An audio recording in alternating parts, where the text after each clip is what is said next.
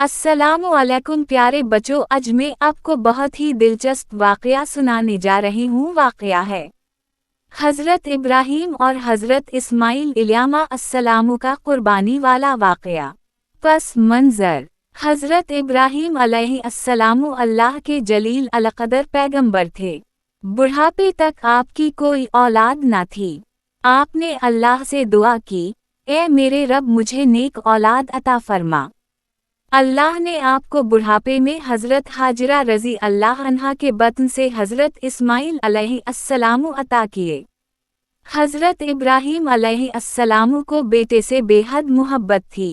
जब हज़रत इस्माइल अलैहिस्सलामु दौड़ धूप की उम्र को पहुँचे, यानी 13 से 14 साल के हुए, तो अल्लाह ने अपने खलील का इम्तिहान लेना चाहा।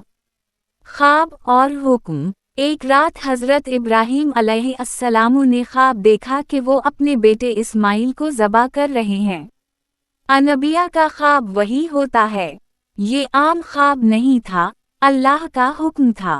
सुबह उठकर आपने बेटे को बुलाया और फरमाया, ऐ मेरे बेटे, मैं ख्वाब में देखता हूँ कि मैं तुम्हें ज़बा कर रहा हूँ। बताओ तुम्हारी क्या राय है।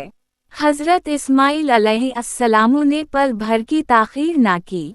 फरमाया, अब्बा जान, जो हुक्म हुआ है कर डालिए। इंशाअल्लाह आप मुझे सब्र करने वालों में पाएंगे। सुभान अल्लाह। बाप भी फरमानबरदार, बेटा भी फरमानबरदार। दोनों अल्लाह के हुक्म के आगे झुक गए, कुर्बान गाह की तरफ। हज़रत इब्राहीम अलैहिस्सलामु ने छुरी तेज की, रस्सी ली और बेटे को साथ लेकर मुनी के मैदान की तरफ चले। रास्ते में शैतान ने बहकाने की कोशिश की। पहले हज़रत हाजिरा के पास गया, कहा, इब्राहीम तुम्हारे बेटे को ज़बा करने ले जा रहा है। इन्होंने कहा, अगर अल्लाह का हुक्म है तो हम राज़ी हैं। फिर हज़रत इस्माइल को बहकाया, इन्होंने भी कनकरियाँ मारीं। फिर हज़रत इब्राहीम को बहकाया, इन्होंने भी 7 कनकरियाँ मारीं। यही जगह आज जुमेरात कहलाती है, जहाँ हज में रमी की जाती है।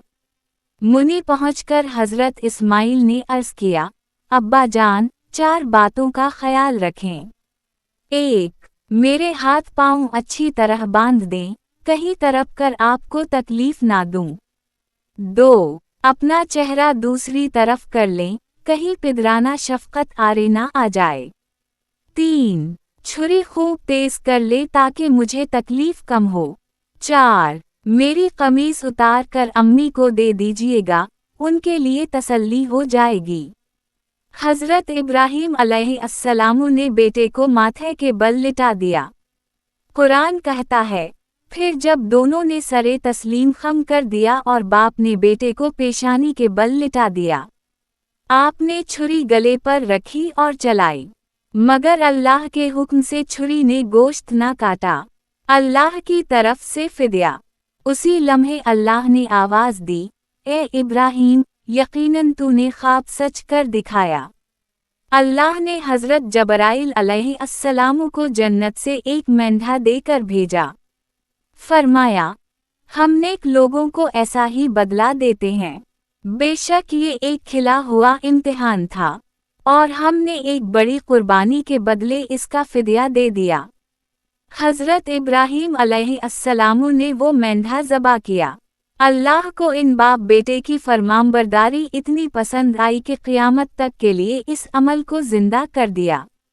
सुन्नत इब्राहीमी। उसी वाक़ये की याद में हर साल 10 ज़ुल्हज्जा को पूरी दुनिया के मुसलमान ईद उल अज़हा मनाते हैं और जानवर कुर्बान करते हैं।